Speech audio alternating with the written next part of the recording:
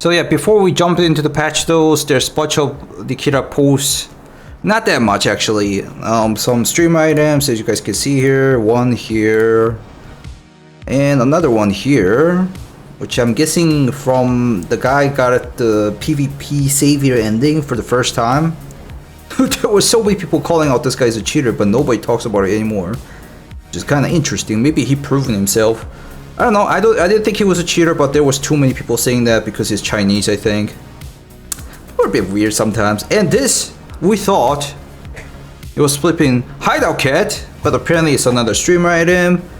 And Tarkov Basement guy who makes a bunch of shorts video made a video post about this, which is a snack from Japan.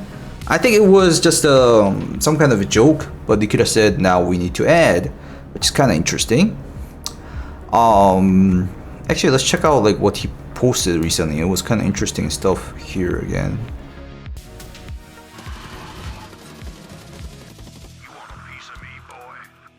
This is where I first learned English, StarCraft. They should have named that Billiard Cruiser, not Zubra Cruiser.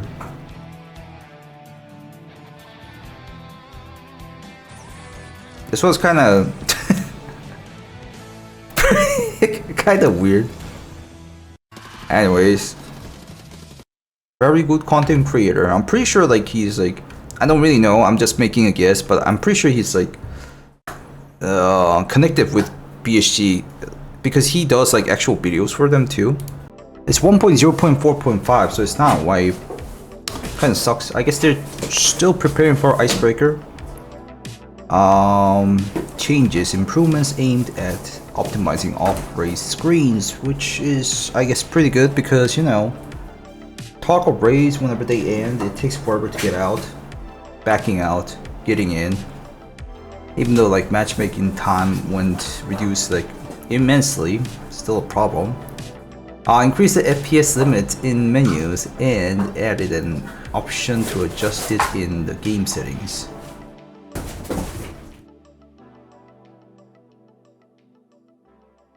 The hell? That matters? I guess that matters. Several changes to the animation system and audio engine to improve the PC resource usage. Okay. Reworked the architecture of post-raid systems to further reduce the time required to exit a raid and return to the menu. Yes, that was needed. That's literally what I was talking about. I guess they were doing that double time. Give me a second. My puppy's destroying too many things. And that holy moly, you destroyed everything, you crazy doggo. Oh my god. Oh my lord. A part of the optimization efforts, an updated player curring system has been implemented on Lighthouse Shoreline, Woods and Ground Zero. Okay. Other people thought this is gonna be a big boss patch or whatever. I mean, Nikita did say it was gonna be Q1 and then he delayed it. So it better be quick enough. So it's not people's fault, it's Nikita's fault. The system will be introduced to the remaining locations in the future updates. The curling system is more of a rendering system. I still like completely don't understand what it is. Selectively exclude objects or portions of a scene that are not visible to the player. Yeah, so I've seen this happen a lot. Like things don't render, if you get closer it renders. What does it have? Jujutsu Kaisen on the right. But anyways, so they changed that, updated it, I guess, to be better. Implemented an iteration of, there are like certain objects that does that basically. Implemented an iteration of environment object in geometry optimization for Streets of Tarkov to improve location performance. Please note that the impact of these changes will depend on your PC configuration and in-game settings. Because your PC spec matters, it doesn't mean even though your PC is shit, everything's gonna be optimized. Introduce the task progression protection system? What the fuck is that? In local PvE zones raids in case of unexpected client shutdowns. Oh! Oh, okay, that's kind of interesting. Oh, then maybe Alt F4 is not gonna work anymore. If the game closes unexpectedly, task progress will now revert to the task state at the start of the raid. Then it's the same. What the fuck is it talking about? Ah, now I understand. I guess it's like whenever you're doing a task such as the guide, where you have to consecutively survive in every map, even though you know, unexpectedly have client shutdown, it won't discontinue? What? But it was always like that. I don't get it. Was it always like that? Update the left shoulder firing stance logic. Switching to the right shoulder will no longer happen instantly when colliding with obstacles. Instead, the weapon will continue moving for a short period without changing stance. Oh, I think that's better because left shoulder and right shoulder, one of the biggest reason why I didn't do it was like that little colliding obstacle crab thing kind of like had too much like staggering moment. Update the KD display in character stats. It now counts player kills only. That's actually good because there were so many people saying that, bro, this guy has 150 KD. No way, but he only has like scab kills, which is like kind of possible. Even though it's like still kind of weird. Why would you do that? And like it's like kind of like difficult to do that. Balancing changes. With this update, we introduced the second stage of the weapon mode adjustments, focusing on the barrels and the handguards, muzzle devices, and stocks were further adjusted based on the first iteration. Barrels now follow the same principle as before. Longer barrels provide greater recoil reduction but impose higher ergonomic penalties, which was always like that. Changes were made to standardize perimeters and make them clearer. Make the choice between short and longer barrels more meaningful. Handguards no longer reduce recoil. Their role is now to offset ergonomics penalties imposed by barrels. Interesting. Muzzle devices were further refined following the first iteration. Suppressors and their combination with compensators now reduce ergonomics more and affect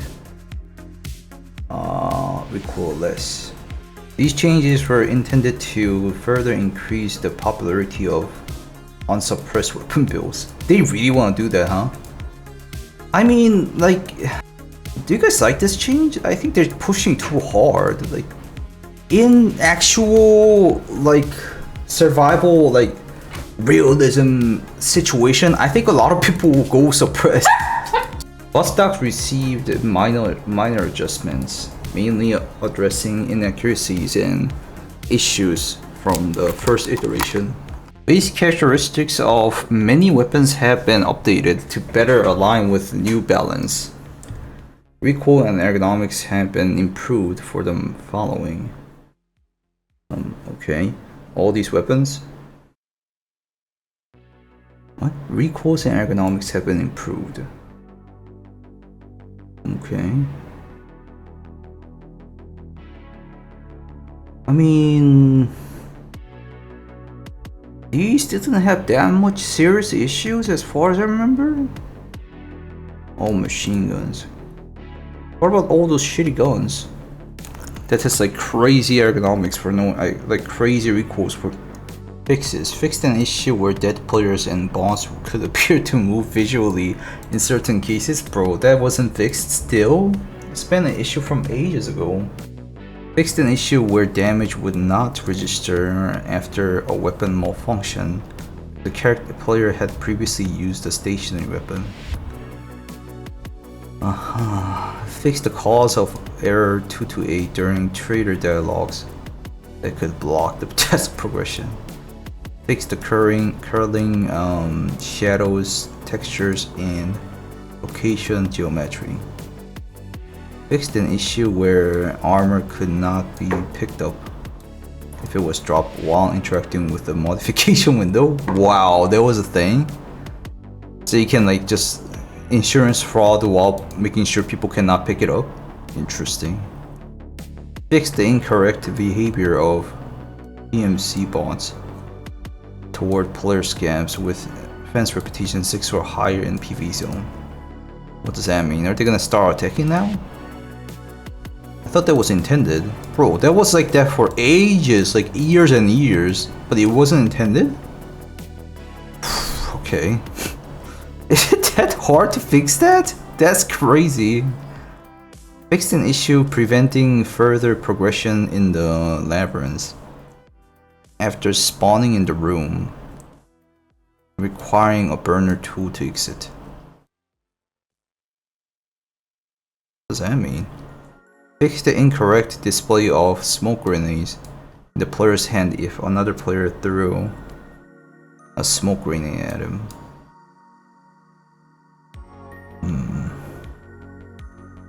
Combat skill and leveling boost field.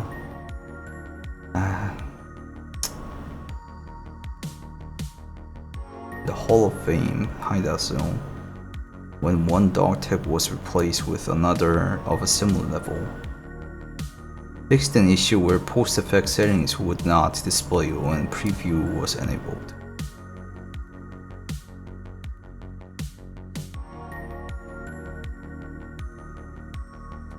Okay. Fixed an issue where some players could get stuck in the secret safe room without a way to exit. What? Fixed the incorrect display of stationary weapons used by boss and multiple cases where boss could float while using them. Yeah, like the AIs flying around. A Japanese dude like posted something about it and then it kind of blew up in the Twitter, I guess, and they fixed it quick now. Fixed multiple issues with incorrect behavior of loot and gear items when dropped in raid. What does that mean? Okay, multiple issues, I guess. Fix the display of current movement noise level. Okay. Fix the third person animation for inspecting your own inventory. 6 hours for this. I guess they're doing some more in the back end, I'm guessing. Rather, the Arena Patchnote looks interesting. Arena Patchnote, check it out. A new Battle Pass season, Casus Belli, is now live, featuring 70 unique rewards. But still, it's not enough for me to play, but I'll check it out, I guess. It's like a 12k full auto gun with a unique skin red line, new reflex sights and weapon attachments, new tactical clothing and weapon camouflages, full gear sets, helmets, armor and chest rigs and plate carriers, including the new Fort Gladiator S plate carrier in multiple variants, Lega medals and Echo Belly crates. EFT Arena. Battle Pass rewards unlocked through progression and are purchased with battle points. A seasonal currency unique to each season. No, it's not new skins. Unique rewards.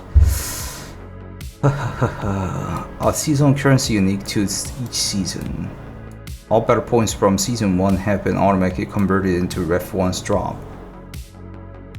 at a 1 out of 40 rate.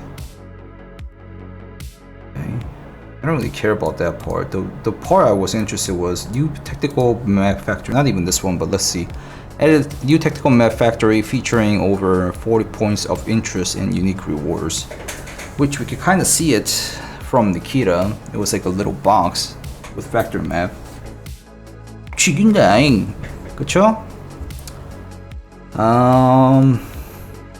Voiceover by guest announcer Tagilla, Russian and English. I'm kind of interested in this one. This one. Voice over by guest announcer Tagilla, Russian and English. Uber! Uber! Unique tactical clothing. Weapon camouflages. New mask and eyewear. Bro, are you serious? I just let her go just now and then she starts barking right away. Crazy doggo. Oh, I'm going to give you some. I have to shut you up.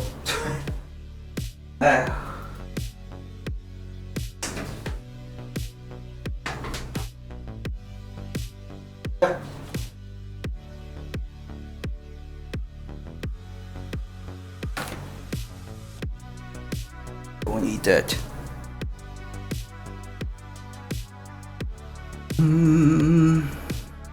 네, 아마도요. 2시간 뒤. 지금 봐. 근데 약속 지킨다면? New mask and eyewear, gear, helmets, and body armor, chest rigs, and the plate carriers, including the Fort Gladiator S plate carrier in multiple variants. Echo belly crates. They really work hard on Arena, right? I don't know how much player they have. Rewards are unlocked using tactical tokens earned through a specific in-match actions. Tokens are map specific. Factor tokens cannot be used for customs and vice versa. So you need to purchase another one or something or whatever. Factor tactical map can be purchased via both Arena and Escape from Tarkov websites. Are they still down? Oh, they're still down. Tactical map selection added an ability to select the purchase tactical maps in previous seasons. Customs and factor, I guess. Tactical map progress is now permanently saved regardless of profile, recess, and or prestige. Rewards from all tactical maps such as battle pass experience and battle points are now applied to the current active battle pass. Tactical tokens are gained only for the tactical map selected by the player. New crate Echo Belly. Yada yada yada. 18 special rewards. And that's already the one we already have, but like it's no longer available now. The reps drop 1. Unused crates will be in the player's inventory. Yada yada. Reward shootout mode returns. Oh my god, I don't care about this. New location factory. I'm interested in this one. Added a new arena location factory, a section of the original EFT location, reworked and adapted for the shootout format. Oh, it's only for shootout? New weapon task and paintable weapons. Wait, that's it? Yeah, so yeah, those are the things I'm interested in, guys. Thank you guys for watching. If you guys like these kind of contents, leave a like. If there's like more into it, I'll recover it with like actual like video and then upload it. If you want to check me out on live, check out Twitch, YouTube, and Kickstream. I'll see you in the next video. Goodbye, guys. Bye bye.